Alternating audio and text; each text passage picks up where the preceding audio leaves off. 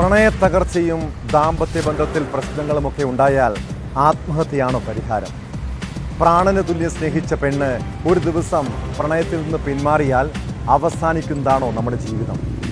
ചില വിഡ്ഢികളുണ്ട്, പങ്കാളി പിണങ്ങിപ്പോയതിൻ്റെ പേരിൽ ആത്മഹത്യയെക്കുറിച്ച് ചിന്തിക്കും.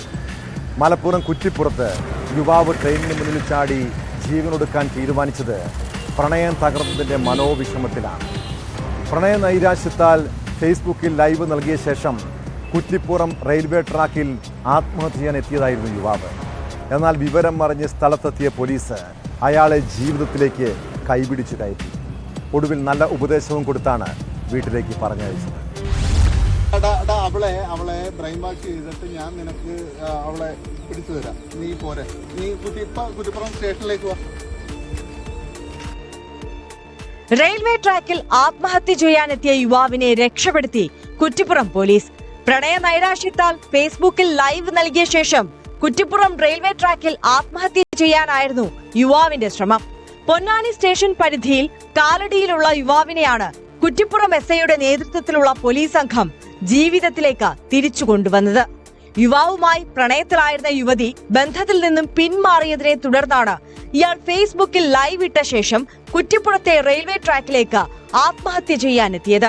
പൊന്നാനി പോലീസ് നൽകിയ വിവരത്തിന്റെ അടിസ്ഥാനത്തിൽ സൈബർ സെല്ലിന്റെ സഹായത്തോടെയാണ് യുവാവിന്റെ ലൊക്കേഷൻ കണ്ടെത്തി പോലീസ് സ്ഥലത്തെത്തിയത്.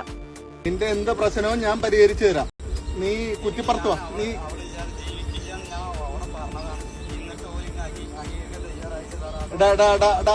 അവളെ ബ്രെയിൻ വാഷ് ചെയ്തിട്ട് ഞാൻ നിനക്ക് അവളെ പിടിച്ചു തരാം, നീ പോരെ, നീ കുറ്റിപ്പുറം സ്റ്റേഷനിലേക്ക് വാ കേട്ടോ, നീ കുറ്റിപ്പുറം സ്റ്റേഷനിലേക്ക് വാ കേട്ടോ.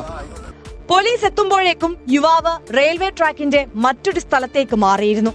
ഇതിനെ തുടർന്ന് ഫോൺ നമ്പറിലേക്ക് എസ്ഐ വിളിക്കുകയും യുവാവിനോട് സംസാരിക്കുകയും ചെയ്തു.